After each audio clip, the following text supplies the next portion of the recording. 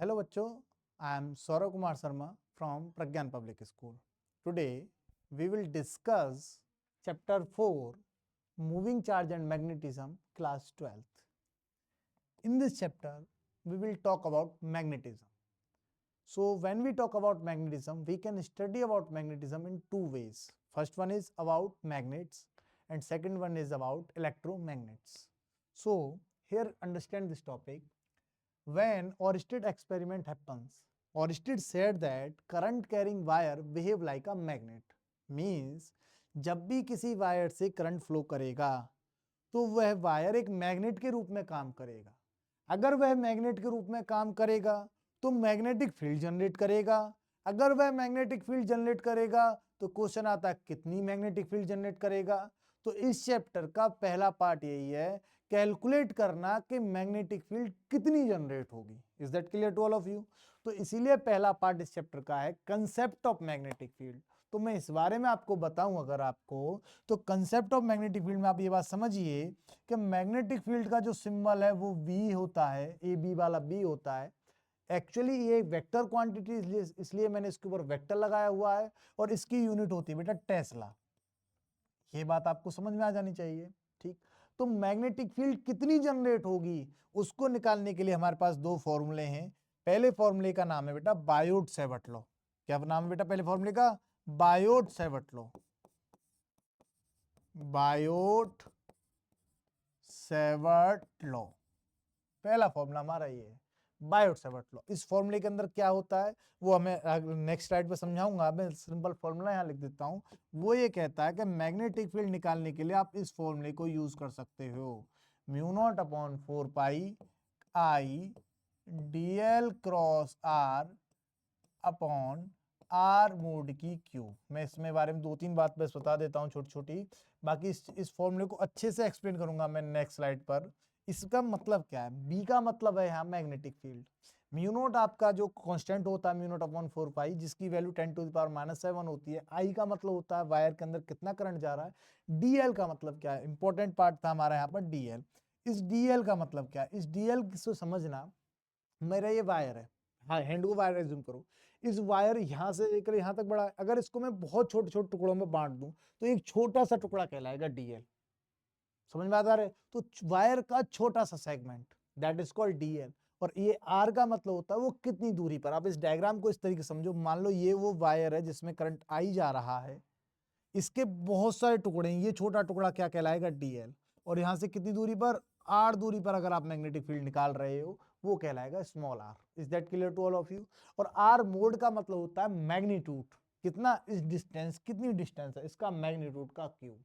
इस फॉर्मूले की मदद से हम मैग्नेटिक फील्ड को कैलकुलेट कर सकते हैं। अब मैंने कहा था मैग्नेटिक फील्ड एक वेक्टर क्वांटिटी है। अगर वेक्टर क्वांटिटी है तो सर इसकी डायरेक्शन क्या होगी?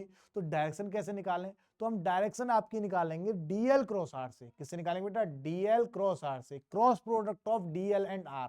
अब डीएल आप जानते हो, डीएल क्या था? डीएल था सेगमेंट, वायर का एक छोटा सा सेगमेंट। और आर क्या मतलब? जहां निकल रहा है। तो ये हो गया वो डीएल क्रॉस आर। तो कहां जा रहा है? बाहर की तरफ जा रहा है। As simple as that.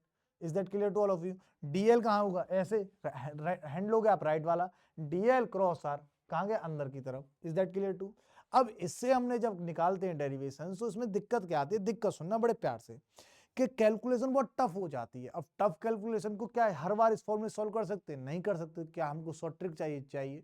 तो शॉर्ट ट्रिक को हमारे पास जो लेकर के आए उनका नाम था एम्पियर सर्किटल लॉ। क्या नाम था बेटा उनका? Ampere circuital law. Ampere circuital law,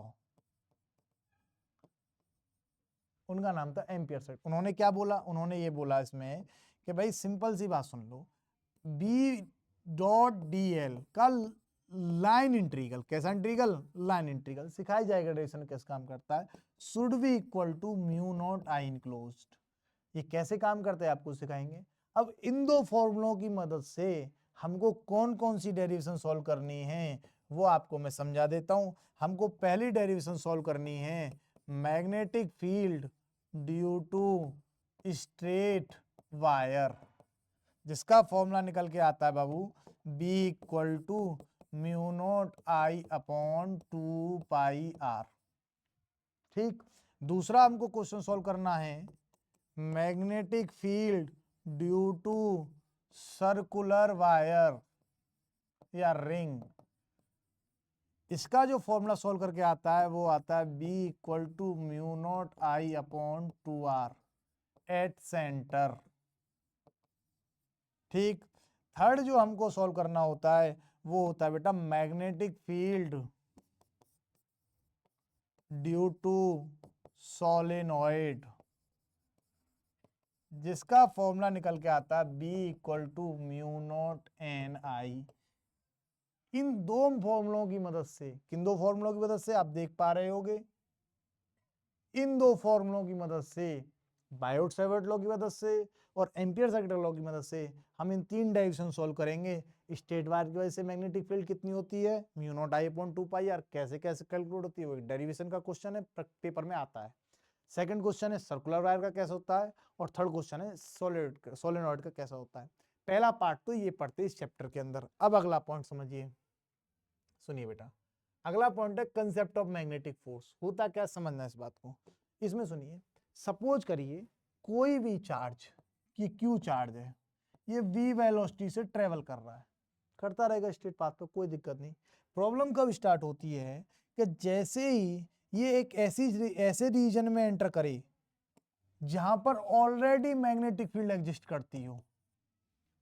तो जब भी मूविंग चार्ज एंटर करता है मैग्नेटिक फील्ड वाली प्लेस पर, तो इस पर एक फोर्स लगने लगता है, उस फोर्स का नाम है बेटा मैग्नेटिक फोर्स। क्या लगने लगता है, इस पर एक फोर्स लगना स्टार्ट हो जाएगा, जिस फोर्स का नाम क्या है बेटा, मैग्नेटिक फोर्स। अलोंग है तो इसमें इधर की तरफ ही लगेगा, वो बात की बात है, बताऊंगा। तो उस मैग्नेटिक फोर्स का जो फॉर्मूला होता है वो होता है क्यू बी क्रॉस बी। अब मैग्नेटिक फोर्स भी एक वेक्टर क्वांटिटी है, तो डायरेक्शन कैसे निकलेगी, वेलोसिटी, v का मतलब होता है वेलोसिटी और b का मतलब होता है मैग्नेटिक फील्ड। वेलोसिटी और मैग्नेटिक फील्ड के क्रॉस प्रोडक्ट की मदद से हम मैग्नेटिक फोर्स की डायरेक्शन निकाल ले जाएंगे, तो हमारा सॉल्यूशन हो जाएगा। थोड़ा सा सिंप्लीफाई करूं तो इसको क्या आया, Q B B sine theta. मतलब मैग्नेटिक फोर्स की वैल्यू किस पर डिपेंड कर गई, थीटा पर डिपेंड कर गई। और थीटा किस किस के बीच का है, velocity of the charge particle and magnetic field का। तो इनके आधार पर थीटा का एंगल क्या टाइप का हो सकता है बेटा, तीन टाइप का हो सकता है। या तो थीटा की वैल्यू 0 हो सकती है, या बेटा थीटा की वैल्यू 90 डिग्री हो सकती है, या बेटा थीटा की वैल्यू ना 0 हो और ना हो 90, दोनों की सिचुएशन है। अगर थीटा की वैल्यू 0 होगी तो भैया पाथ बनेगा स्ट्रेट पाथ। थीटा की वैल्यू 0 होने पर पाथ कैसा बनेगा बच्चा, स्ट्रेट पाथ। अगर थीटा की वैल्यू 90 होगी तो पाथ कैसा बनेगा, सर्कुलर पाथ। पाथ बनेगा बेटा सर्कुलर पाथ, सर्कुलर पाथ। और थीटा की वैल्यू अगर 90 नहीं है, 0 नहीं, तो पाथ बनेगा हेलिकल पाथ। ये पाथ कैसे कैसे बनते हैं, क्या क्या फॉर्मूले आते हैं, वो सब हम अपना आराम से पढ़ेंगे। ठीक है भाई, चलिए, ये हमने बेसिक समरी आपको दी, मैं फिर से रिवाइज कर देता हूं, आपको थोड़ा समझ में आए। इस चैप्टर के अंदर हम दो पोर्शन पढ़ते हैं। पहला पोर्शन क्या होता है, कंसेप्ट ऑफ मैग्नेटिक फील्ड, जिसके अर्थ सिंबल बी होता है, जिसकी यूनिट टेस्ला होती है। इसको सॉल्व करने के लिए दो फॉर्मूले हमारे पास है। पहला फॉर्मूला क्या है, Biot Savart law. Biot Savart law क्या कहता है, B equal to mu naught upon 4 pi I D L cross R upon R vector की क्यूब। दूसरा फॉर्मूला होता है एम्पियर सर्किट लॉ, जो कहता है बी डॉट डी एल बराबर म्यू नॉट आई इनक्लोज्ड। इसकी मदद से हम तीन क्या कहते हैं बेटा, तीन डेरिवेशन सॉल्व करते हैं। एक तो magnetic field due to straight wire, second magnetic field due to circular wire, और third one is what, magnetic field due to solenoid. अगला दूसरा पार्ट आता है, 50% सिलेबस यहाँ खत्म हो जाता है इस चैप्टर का। 50% सिलेबस इस पार्ट में कि मैग्नेटिक फोर्स कितना लगेगा। तो क्वेश्चन आता है मैग्नेटिक फोर्स कब लगेगा, तो कब लगेगा, जब भी कोई चार्ज किसी रफ्तार से किसी मैग्नेटिक फील्ड में एंटर कर जाए, तो उस पर एक फोर्स लगना स्टार्ट होगा। उस फोर्स को क्या कहते हैं, मैग्नेटिक फोर्स कहते हैं, जिसका फॉर्मूला होता है Q B cross B. Theta के आधार पर मैग्नेटिक फोर्स की डायरेक्शन और वैल्यू चेंज होती रहती है, जिसकी वजह से हमारा अब काम पाथ बन जाता है कि चार्ज किस पाथ को फॉलो करेगा और कितनी रेडियस होगी, वो सब हम चर्चा करते रहेंगे। इज दैट क्लियर, चलते हैं नेक्स्ट स्लाइड पर। नेक्स्ट स्लाइड को ध्यान से पढ़ें, क्या लिखा हुआ है, state and explain Biot Savart law. अभी मैंने बायोट सेवर्ट लॉ को एक्सप्लेन किया, उसको एक्सप्लेन करना है। use it to drive expression for magnetic field produced at a point near a long straight current carrying wire। चलो पहले बायोट सेवर्ट लॉ को एक्सप्लेन करते हैं, इसी बात पे आते हैं, समझना, बात समझे। मान लो ये कोई वायर है, करंट जिसमें जा रहा है आई, अब करंट जा रहा है, और स्टेट ने क्या कहा था, current carrying wire behave like a magnet. अगर current carrying wire behave like a magnet है, ये वाली बात सही एग्जिस्ट करती है, थोड़ा सा इसको धर ले लेता हूं, ठीक, current carrying wire behave like magnet है, ये बात एक्चुअल रियल एग्जिस्ट करती है, तो इसके चारों तरफ मैग्नेटिक फील्ड जनरेट होगी। अगर इसके चारों तरफ मैग्नेटिक फील्ड जनरेट होगी तो वो कितनी होगी, कैसे निकालेंगे, कैसे निकालेंगे हम, बायोट-सावर्ट लॉ से। कैसे निकालेंगे समझाता हूं। हम इसको तोड़ेंगे इनफाइनाइट टुकड़ों में, छोटा छोटा टुकड़ा, छोटा छोटा टुकड़ा। तो मैंने इसको इनफाइनाइट टुकड़ों में तोड़ा, तो एक छोटा सा टुकड़ा ये रहा, ये आप देख पा रहे हो, ये छोटा सा टुकड़ा है इस वायर का, ठीक है, जिसको मैंने बोला DL। क्या बोला मैंने, ऐसे कितने टुकड़े होंगे इस वायर में, इनफाइनाइट टुकड़े होंगे। इनफाइनाइट टुकड़े होंगे तो मैं एक टुकड़े की बात कर रहा हूँ। इस छोटे से टुकड़े की डायरेक्शन क्या होगी, पहले सुन लो। इस छोटे से टुकड़े की DL एक वेक्टर क्वांटिटी है, इसकी डायरेक्शन होगी जो डायरेक्शन करंट की होगी। तो बताओ DL की डायरेक्शन क्या होगी, अपवर्ड। क्यों होगी अपवर्ड, क्योंकि करंट की डायरेक्शन भी क्या है, अपवर्ड है। ठीक, इसकी वजह से r दूरी पर, स्मॉल r या बड़ी r जैसा भी आपको रखना वो रख लीजिए, कोई मैटर नहीं करता।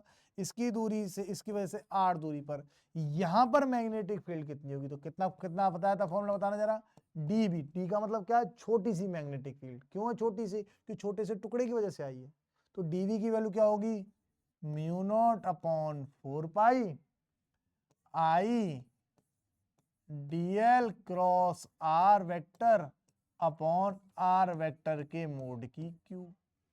अब तुम कहोगे वो कैसे, सुनो भाई, हम जानते हैं A क्रॉस B जो होता है वो होता है AB साइन थीटा, क्लास 11 से पढ़ा हुआ है क्रॉस प्रोडक्ट। तो क्या उस कॉन्सेप्ट से इसको रिजोल्व कर सकते हैं, हम बोले कर सकते हैं। कैसे करोगे सुनो, तो मैं लिखूंगा DB इक्वल टू, क्या लिखूंगा, mu naught upon 4 pi I DL R sine theta upon R cube. Mod का मतलब होता है मैग्नीट्यूड, तो मैग्नीट्यूड क्यू। अब जो जो चीज कैंसिल आउट हो रही है बेटा उनको कैंसिल आउट करो, एक आर से एक आर कैंसिल आउट हो रही है, तो क्या आएगा बोलो, डीबी की वैल्यू बोलो क्या आएगी, डीबी की वैल्यू आएगी यहां से mu naught upon 4 pi I D L sine theta upon R square. ये हमारा डीबी की वैल्यू आ गई, हमें बहुत अच्छा लगा। अब डीबी एक वेक्टर क्वांटिटी है, तो इसकी डायरेक्शन किससे आएगी, डीएल क्रॉस आर। तो डायरेक्शन निकालने के लिए क्या करेंगे हम, cross product of DL and R. कैसे करेंगे मैं समझा देता हूं। अपना राइट हैंड लीजिए, राइट हैंड को डीएल की तरफ प्लेस कीजिए। तो डीएल कहां जा रहा, ऊपर की तरफ, तो राइट हैंड कहां जा रहा है मेरा, देखो ऊपर की तरफ। और जिधर आर हो उधर की तरफ इसका मुखड़ा कर दीजिए। हम आर मेरी तरफ तो है नहीं, आर इधर की तरफ, तो इधर मुखड़ा कर दीजिए। और जिधर की तरफ आपका थंब जा रहा होगा उधर होगी मैग्नेटिक फील्ड। तो थंब कहां जा रहा है मेरा, अंदर की तरफ। तो बताइए मैग्नेटिक फील्ड की डायरेक्शन क्या हो गई, इनसाइड। थॉट क्लियर है। इस तरीके से हम डायरेक्शन भी कैलकुलेट कर सकते हैं। अगला पार्ट सुनिए, स्टेट कर दिया, एक्सप्लेन कर दिया मैंने, फिर क्या कहता है, यूज इट टू ड्राइव। इससे डायरेक्शन करनी है किसकी, मैग्नेटिक फील्ड निकालना, किस पे निकालना है, long state current carrying wire पर। तो मैग्नेटिक फील्ड निकालते हैं long state current carrying wire पर। देखिए कैसे निकलेगी, थोड़ा आप समझिए इस बात को। मान लीजिए यह कोई वायर है, किसी को दिक्कत, इस वायर को मैं दो हिस्सों में हल्का सा सेगमेंट कर लेता हूं, आधा आधा, kind of this. Is that clear to all of you. अब सुनिए बात को, ये थोड़ा टेढ़ा है बेटा, इसको सीधा कर लेते हैं, हाँ ठीक है। अब हो गया। अब मेरी बात सुनना, क्या है, ये वायर है, इस वायर में करंट जा रहा था आई रैंडम। अब मुझे मैग्नेटिक फील्ड निकालनी है। अब मेरा बायोट सेवर्ट फॉर्मूला पूरे वायर की बात ही नहीं कर रहा है, मुझे तो एक छोटे सेगमेंट में देता है। तो क्या मुझे इसके सेगमेंट तोड़ने पड़ेंगे, ऑब्वियस सी बात है तोड़ने पड़ेंगे। तो कैसे तोड़ता हूं, मान लीजिए मैं यहां से इस पॉइंट से, आप देख पा रहे हो कि किस पॉइंट की बात कर रहा हूं, इस पॉइंट से कुछ दूरी पर जाकर के, मान लो एल दूरी पर जाकर के एक छोटा सा टुकड़ा तोड़ लेता हूं। ये टुकड़ा देख पा रहे होगे आप, सारा टुकड़ा डीएल का एक टुकड़ा तोड़ लेता हूं। कितनी दूरी पर जाकर के, यहां से एल दूरी पर जाकर के।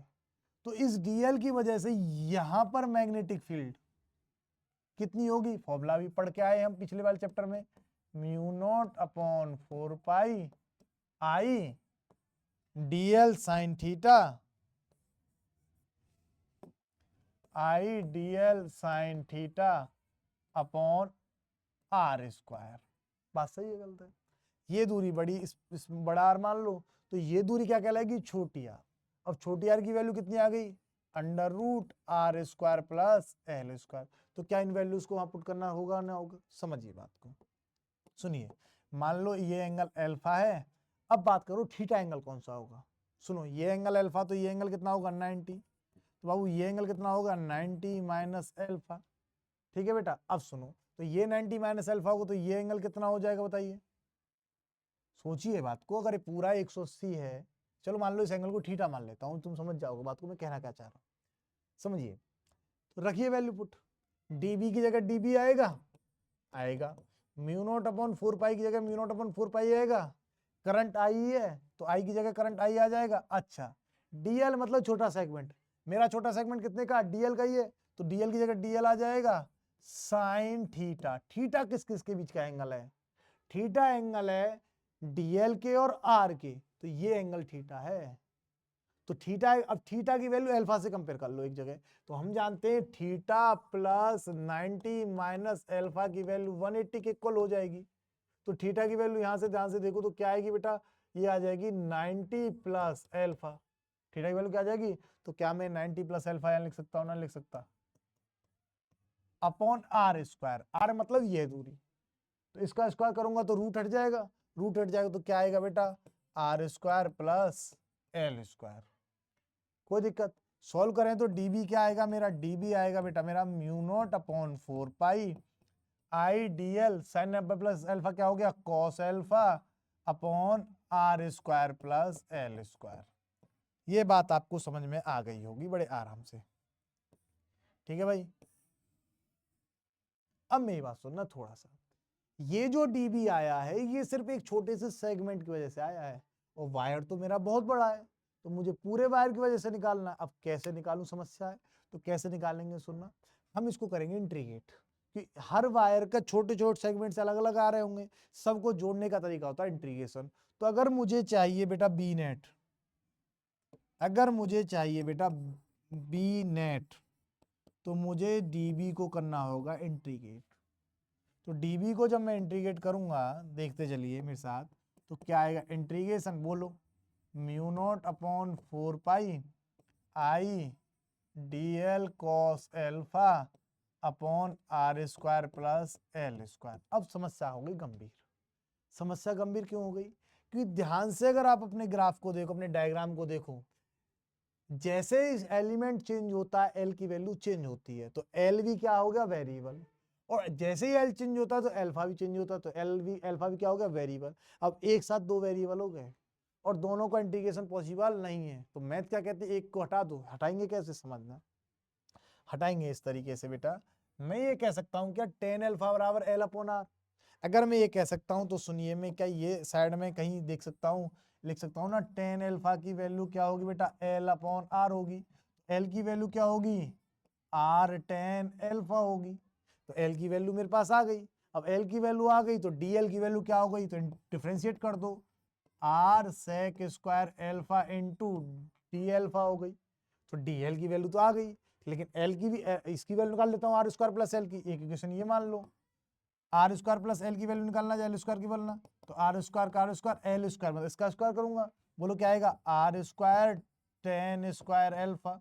आर स्क्वायर कॉमन ले लिया तो क्या बच गया? 1 प्लस टेन स्क्वायर एल्फा। तो R square plus L square की वैल्यू क्या आ गई बेटा? आर स्क्वायर बाहर आ गया, ये आ गया बेटा हमारे पास सेक स्क्वायर एल्फा। इक्वेशन 2 से बना लेता हूँ, बहुत आसान हो गया। क्या मैं डीएल और आर स्क्वायर प्लस की वैल्यू यहाँ पुट कर सकता हूँ? ऑब्वियसली कर सकता हूँ, तो मुझे करनी चाहिए। तो बोलो बताइए क्या आएगा? म्यू नॉट अपॉन 4 पाई की जगह म्यू नॉट अपॉन 4 पाई आ गया, आई की जगह आई आ गया, डीएल की जगह क्या आ जाएगा बोलो? R square sec square alpha को into cos alpha as it is लिख दिया, upon R square plus L square का फॉर्मूला आ रखा है। क्या रखा है R square plus L square को? बताइए जरा। सॉरी, यहाँ आर आया है बेटा, आर स्क्वायर नहीं आया, आर आया है। बोलिए आर स्क्वायर पर क्या आया है? R square sec square alpha. अब थोड़ा सा कैलकुलेशन कर लेते हैं, आप देखते चलिए कैलकुलेशन कैसे सॉर्ट आउट करेंगे। जो जो कांस्टेंट है बाहर ले लेंगे। म्यू नॉट अपॉन 4 पाई की जगह म्यू नॉट अपॉन 4 पाई, आई की जगह आई, एक आर से एक आर कट जाएगा तो ऊपर आर बचेगा नहीं, sec square alpha sec square alpha cut जाएगा, हट गया, तो क्या बचा आई कॉस अल्फा। ठीक है बेटा, थोड़ा सा आपको एक करेक्शन दिखा देते, छोटा सा करेक्शन है, यहाँ डी एल में एल डी अल्फा आ रहा तो डी अल्फा भी लिख देता हूँ मैं। ठीक है, हाँ, into D alpha upon R एक कट चुका है ऊपर से, तो यहाँ आ एक बचेगा आर, सिर्फ इतना बचा। अब सुनिए, क्या मैं अब एक कांस्टेंट को इसको आगे सिंप्लीफाई करूं तो क्या ये आ गया ना, आ गया म्यू नॉट अपॉन 4 पाई को बाहर ले लेता हूं, आई कांस्टेंट आई को भी कहां ले लेता हूं, बाहर ले लेता हूं, आर कांस्टेंट आर को भी कहां ले लेता हूं, बाहर ले लेता हूं, अंदर क्या बच गया मेरा cos alpha into D alpha. अब अल्फा की लिमिट रखनी है, किसकी लिमिट रखनी है बेटा, अल्फा की। अब अल्फा की लिमिट कैसे रखेंगे, हम रखेंगे अल्फा की लिमिट डायग्राम से। देखो कैसे रखेंगे, समझना मेरी बात को। एलिमेंट चेंज होकर सबसे ऊपर पहुंच जाएगा यहाँ पर, तो अल्फा बढ़ जाएगा, मैक्सिमम हो जाएगा, तो अल्फा की लिमिट देखो कहां से कहां जाएंगे। अब समझते चलना बात को तुम ध्यान से, क्या एल अल्फा की लिमिट यहां से लेकर के यहां तक होगी या नहीं होगी, क्या ये एक अल्फा की लिमिट होगी या नहीं होगी, मान लो ये एंगल हो गया अल्फा 1। अब अगला देखते हैं, अल्फा की लोएस्ट लिमिट ये होगी, ऑब्वियस सी बात है, तो अल्फा की दूसरी लिमिट क्या हो जाएगी बेटा अल्फा 2। तो अब नीचे की तरफ आ रहा है, ये ओरिजिन है, तो इसे माइनस का बोलूंगा, उसको क्या बोलूंगा प्लस का, तो बेटा अल्फा की लिमिट क्या हो गई, अल्फा की लिमिट हो गई माइनस अल्फा 2 से प्लस के अल्फा 1। तो अल्फा की लिमिट क्या हो गई माइनस के अल्फा 2 से प्लस का अल्फा 1। अब हमें सिंप्लीफाई करना हमारे लिए बहुत आसान हो जाएगा, करते हैं, देखिए कैसे करेंगे, समझिए। B net equal to mu naught upon 4 pi as it is, I ऐसे ही आर ऐसे ही, कॉस अल्फा का डिफरेंस इंटीग्रेशन होता है बेटा साइन अल्फा माइनस अल्फा 2 से प्लस के अल्फा 1।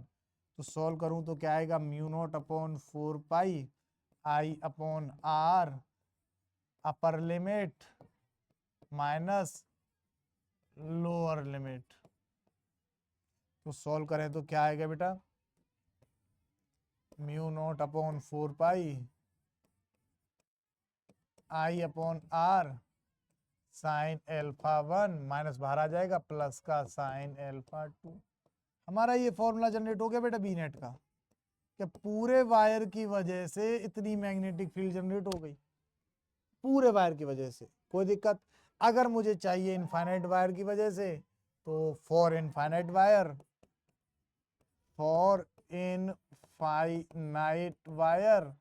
तो इनफाइनाइट वायर के लिए मैं डायग्राम को थोड़ा दिखाऊंगा आपको, सुनिए जरा देखिए।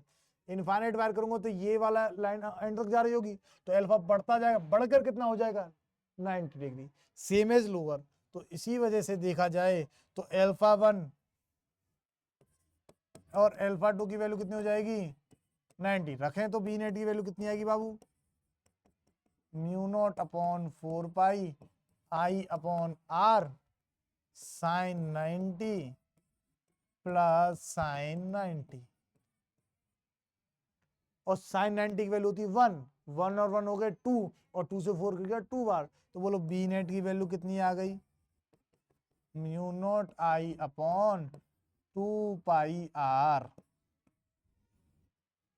तो क्या हम कैलकुलेशन कर पाए, कैसे करा, बाय यूजिंग बायोट-सावर्ट लॉ करा, बड़ा आसान था करना। देख लिए मैंने स्टार्टिंग में, देखोगे तो बेटा मैंने स्टार्टिंग में यही पढ़ाया है, देखिए देखो ये रहा, ठीक है भाई। चलिए अब हमने इतनी बात तो हमने समझ ली, mu naught I upon 2 pi infinite, इस तरीके से हम अगर नोट डाउन कर रहे हैं समझें तो हमारा काम हो जाएगा। अब इस मदद से एक न्यूमेरिकल सॉल्व करके दिखा देते हैं आपको, क्या कहता है न्यूमेरिकल। ये कह रहा है कि कोई करंट स्टेट वायर है जिसके अंदर करंट कितना जा रहा है 35 एम्पियर, अच्छी बात है भैया। मैग्नेटिक फील्ड की वैल्यू क्या होगी कि अगर कितनी दूरी पर रखा हो बेटा 20 सेंटीमीटर, सेंटीमीटर से मीटर बनाओ, 20 गुणा 10 की पावर -2 मीटर हो जाएगा। अब सुनिए, तो हमारा बी का फॉर्मूला क्या आया था, अभी पढ़ाया मैंने, mu naught I upon 2 pi R. अब म्यू नॉट की वैल्यू होती है बेटा 4 पाई इंटू 10⁻⁻7। आई की वैल्यू हो गई 35। 2 की जगह 2, पाई की जगह पाई और आर की जगह कितना आ गया 20 इंटू 10⁻⁻2। देखो पाई से पाई कट खत्म, 2 से ये 2 बार खत्म, 2 से ये 10 बार खत्म, तो ये आ गया बेटा 3.5 इंटू 10, ये ऊपर चला जाएगा, -7 से +2 कट जाएगा। देखो ऐसे, तो आंसर क्या आ गया 3.5 इंटू 10⁻⁻5, और यूनिट क्या होती है इसकी टेस्ला। तो आप समझ पाए होंगे बड़े आराम से किस तरीके से हम मैग्नेटिक फील्ड को कैलकुलेट कर सकते हैं। जैसे मैंने स्ट्रेट वायर में कैलकुलेट किया है इसी तरीके से हम सर्कुलर वायर में कैलकुलेट करेंगे, और ऐसे ही हम सोलेनोइड में कैलकुलेट करेंगे by using Biot-Savart law. And या फिर आप इससे नहीं करना चाहते, शॉर्ट ट्रिक करना चाहते हो, तो आप कर सकते हो एम्पियर सर्कुलर लॉ से। अगली क्लास में हम सीखेंगे वो सब काम कैसे किया जाता है। आज के लिए इतना ही। Thank you so much.